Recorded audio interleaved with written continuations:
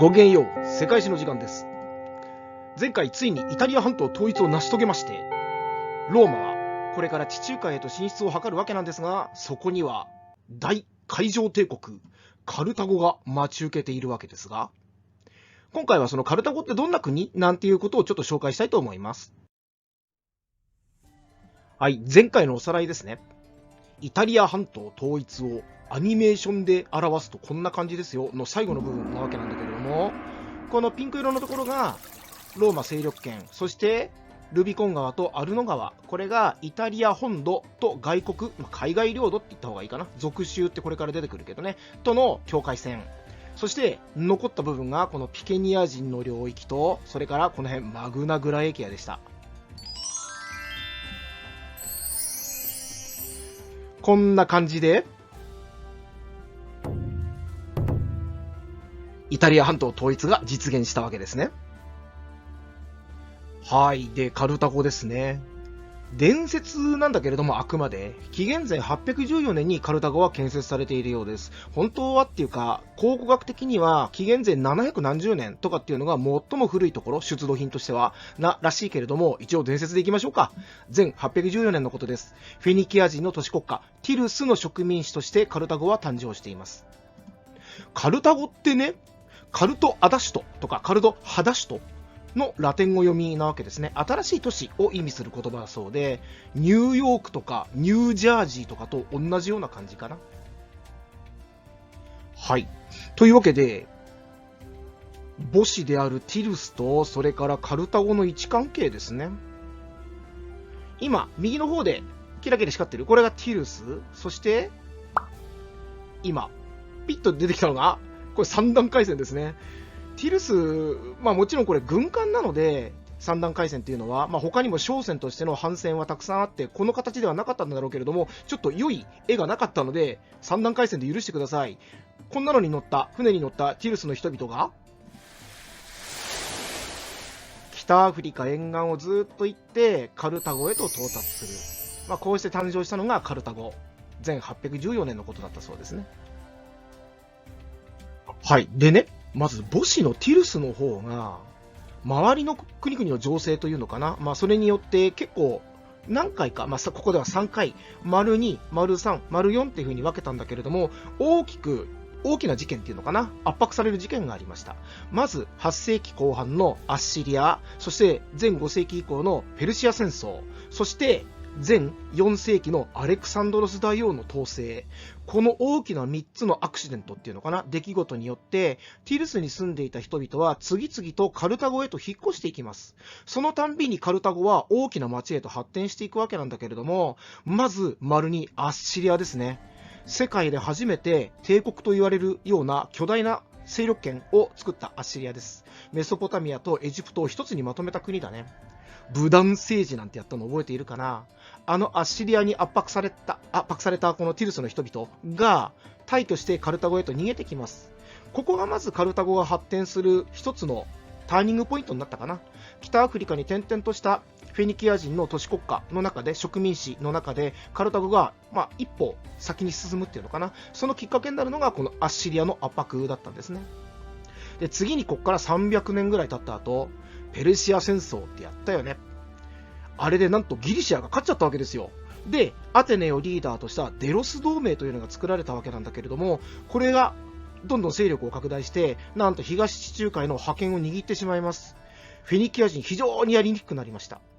で、結局、西地中海のカルタゴの方に拠点が移っていくことになるんですね。そしてとどめだったのが、前332年のアレクサンドロス大王の東方遠征。これによってシドンもティルスも征服されます。ティルスの征服に関しては結構長めの尺で紹介したので、興味がある方は戻ってもう一回見てみてください。すごく面白いと思いますよ。それはそれとして、こうしてね、シドンもやられてしまったので、フェニキア人の有力者ごそっとカルタゴへと移民していきます。ここで人口が激増して、カルタゴは一気に最盛期を迎えることになります。はい、これからローマとカルタゴの一大決戦、地中海をめぐる大戦争ですね。100年にわたる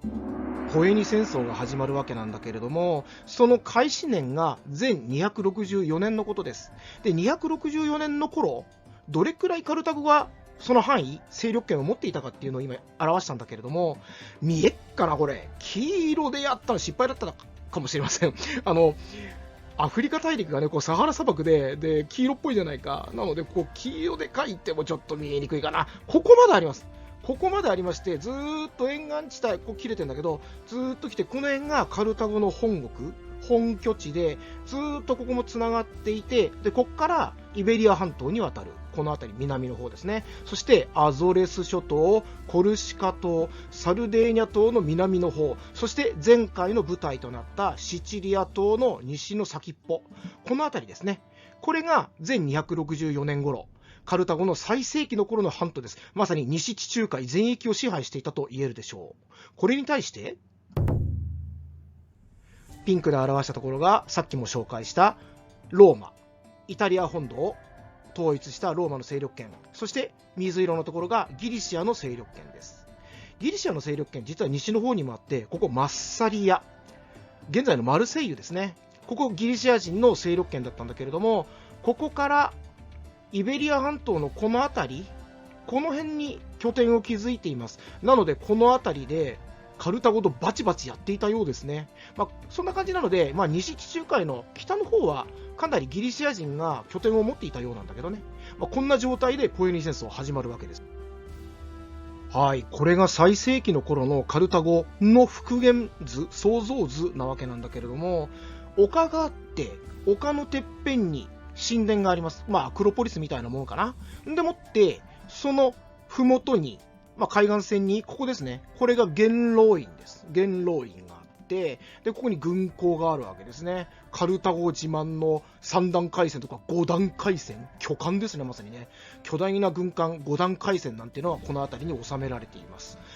こういうような形だったようなんだけど、相当豊かな街だったようで、もちろん裕福な人々はね、ちょっと郊外に庭付き、プール付きの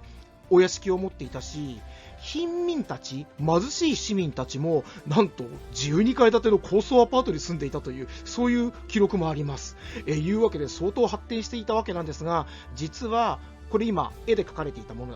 るものだけれども、これ以外にね、3DCG で再現した動画があるんですよ。でそれをね、引用して載せたかったんだけど、どうも著作権的に難しいようなので、概要欄に URL 貼っておきますので、興味のある方ぜひ見てください。概要欄のチェック忘れずに。これほんとすごくよくできているから。そしてカルタゴが当時どれくらいのその近代国家っていうのかな、当時の最先端行っていたかっていうのがありありとわかる CG です。ぜひご覧になってみてください。でもね、現実はこんな感じですね。現在のカルタゴ遺跡なわけなんだけれども、カルタゴはローマを滅亡一歩寸前まで追いやりました。でそれが本当に許せなかったんだろうね。だからローマの人々はカルタゴを征服した後、このカルタゴの町を徹底的に破壊しまして、なんと大地に塩まで撒いて、つまり塩を撒けば植物育たなくなるじゃないか、永遠に闇に葬ってしまったわけです。金銀財宝なんかは当然みんな奪われてしまったし、そこにいた人々も奴隷にされて売り飛ばされちゃうし、なんていうように影も形も残んでっていうぐらいまで徹底的に破壊されちゃったのね。なのでカルタゴのことってほとんど分かっていないです。残念ながらそれが現実ですね。残ってたらどうだったんだろうね。スキピオなんてさ、本当はすごい芸術家であり、科学者でもあったから、カルタゴの街を征服した時に、そこにあった膨大なその図書、あったはずなんだけど、保管すればよかったのにね。周辺の王様たちみんなあげちゃったんだって。で結局そこら辺にいる野蛮人なんか書物の価値観なんか全然わかんないから、全部結局なんていうのかな、雨風に吹かれさらされ、いつの間にか朽ち果てて亡くなってしまったわけですよ。というわけでカルタゴのことは現在ほとんど分かっていないようですね。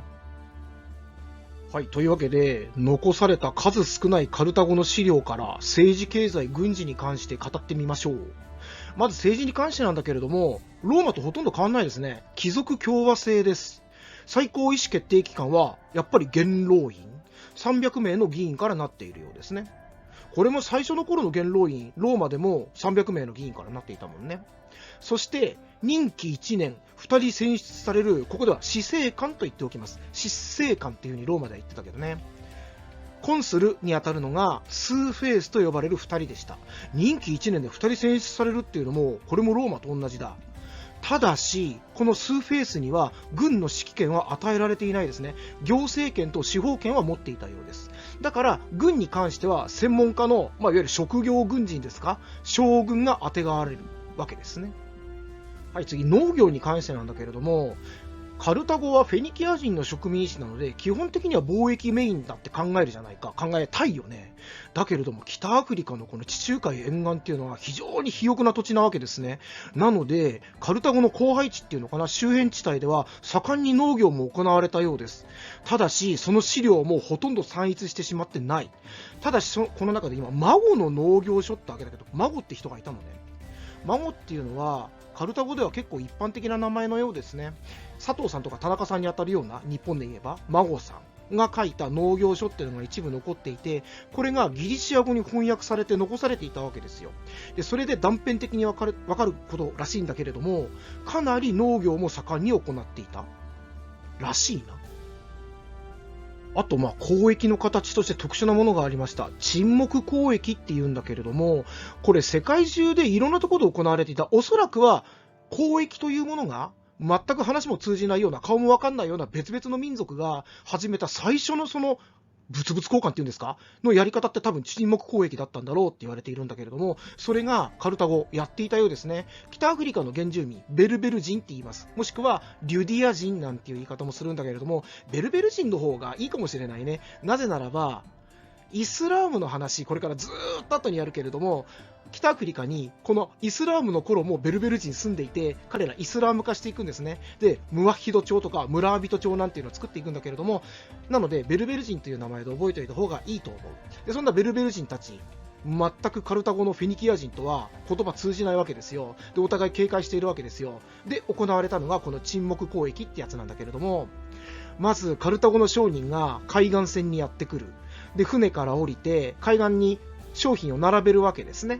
で、自分たちは船の中に入って隠れて待ってるわけですよ。そうすると、それを見ていたベルベル人たちがやってきて、商品と同じくらいの価値だと自分たちで判断した分の黄金を商品の前に置いて遠ざかって、また岩陰とかで隠れて見てるわけですよ。そうすると今度は船の中からカルタゴの商人が出てきて黄金を見る。で、商品と、バランスがいいね、これくらいの価値だねと思ったら、その黄金だけ持って船の中に入って帰っていくわけです。ただし、これじゃ足りないよと思ったら、そのまま黄金には一切手をつけずに、また船の中に戻っていく。するとベルベル人たちがしぶしぶまた出てきて、黄金を足すわけですね。で、一回戻っていって、これでどうだって感じで見てると、またカルタゴ人がやってきて、これだったら OK かななんて感じで黄金を持っていく。そうするとこれで商売成立っていうことになるわけですね。簡単に言ったら、カルタゴ人たちのぼったくりが簡単に成立する。カルタゴ人たちは、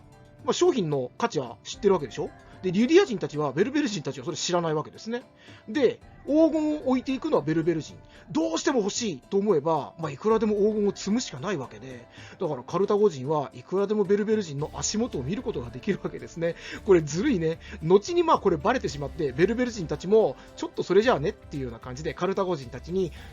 なんていうのかな、もうちょっと足をつけてよっていうかね、もうちょっと色をつけてよなんていうような感じで要求をしだすようなんだけど、こんな感じで沈黙交易っていうのが行われていたようです。はい。で、これがやっぱりカルタゴといったらメインになるのかな。中継貿易ですね。ジブラルタル海峡、後で場所説明するけれども、を完全に牛耳りまして、ギリシア人がこのジブラルタル海峡に近寄れない状態にして、そっから西側はもうほぼ独占状態で、金とか銀とか、鉱物資源が主だけどね、あと象牙なんかも多かったけれども、こういうものを中継貿易で盛んにやり取りするわけですね。これによって巨万の富を築いていました。はい。これ今パッパッパって言ったところ、ここがジブラルタル海峡だな。で今、ギリシアは東の方に拠点を張っているけれども、マッサリアのこの辺りにも一応拠点があるわけですよ。だけれども、ジブラルタル海峡を完全にカルタゴが支配しているとどうなるか。ちょっとスケールでかくなるんですが、ぐいっと今、ジブラルタル海峡をちょうど中心に持ってきたわけなんだけれども、そうすると、まあ簡単に言えば、こういうことですね。大西洋岸独占。つまり、こっから先こっち側には行けないっていうことになるわけですね。で、実際こっち側、この辺重要な辺。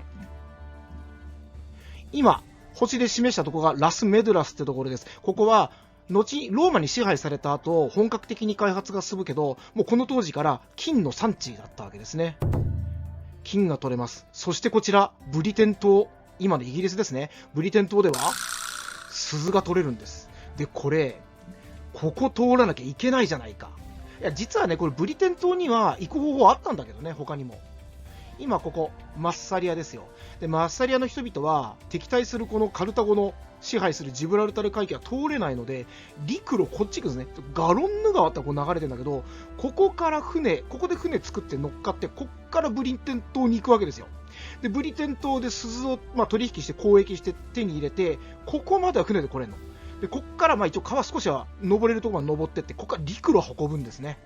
で、マッサリアまで運んで、ここからローマへと輸出していた。だからマッサリアとローマってすごく仲良かったわけです。もともとローマはギリシアには一目置いていたので、そのギリシア人の都市国家であるマッサリアとは仲が良かった。実際マッサリアの人々はローマの元老院にまで議員を送っていたっていうからね、それくらい仲良かったわけですよ。後に第二次ポエニ戦争っていうのが始まるんだけれども、その一つの発端、原因はマッサリアとこの辺り、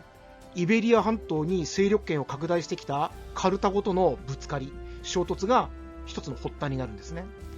それはそれとして、こっち側、このラスメドゥラス、もうこの辺りなんかは、もう完全にカルタゴが牛耳りまして、もう全部ジブラルタル海峡からカルタゴ本国、そして各地へと運んでいって、巨万の富を得ていたわけですね。こっち、なんでこんなでっかくしたかって言ったら、いわゆる範囲を広くしたかって言ったら、こっちまで行っていたんですよ。アフリカ大陸の、航海者ハンノっていう人がいたんだけれども、この人の記録によると、アフリカ大陸この辺りまで、ここシエラレオネっていうところだけれども、この辺りまでは少なくとも探検できていた。だから広域圏としてここまで来たかどうかはちょっと難しいけれども、でも、アフリカ大陸相当南の方まで来ていただろうね。この辺り全部カルタゴが独占していたんです。プラス一説によると、波風に流されて、こっち側、アメリカ大陸沿岸にまで到達していたのではないかという説もあります。はい、最後に軍事に関して。海軍に関しては、おそらく地中海最強レベルだったと思います。下手したらギリシアも叶わなかったかもしれない。最盛期の頃のカルタゴね。これ、3段回線の絵なんだけれども、カルタゴはこれに2段足した5段回線っていうのを多数保有していました。なかったんですね、絵がね、5段回線の。なのでちょっと3段階線で我慢していただきたいんですが、地中海世界ではこの3段階線って普通に見られた軍艦です。で、これにあと2段足す。だから、船体も一回り以上でかくなっただろうし、その分重く、そして巨大になるわけでしょ。だから破壊力も相当だったと思うよ。こんなのを多数保有していたわけですね。カルタゴ市民たちは海軍にはなりたがった。だからもうこぞって自分たちの義務を果たすぞと言って船乗りになっていくわけです。一方で陸軍に関しては全然関心なかったみたいだな。カルタゴの地元のベルベル人たちを主に傭兵として使用していました。彼らが構成するヌミディア騎兵。これが相当強力で、実際これからポエニ戦争でもローマ人たちはこれに悩まされることになります。はい、というわけで数少ない資料からデータ分析し、カルタゴという国をちょっと紹介してみたわけなんですが、いかがでしたでしょうか。もし気に入っていただけたならば、チャンネル登録忘れずにお願いいたします。作ってる本人本当に喜びます。それはそれとして、次回ついにローマとカルタゴの一大決戦、100年以上にわたるポエニ戦争が始まります。乞うご期待。ごきげんよう。さようなら。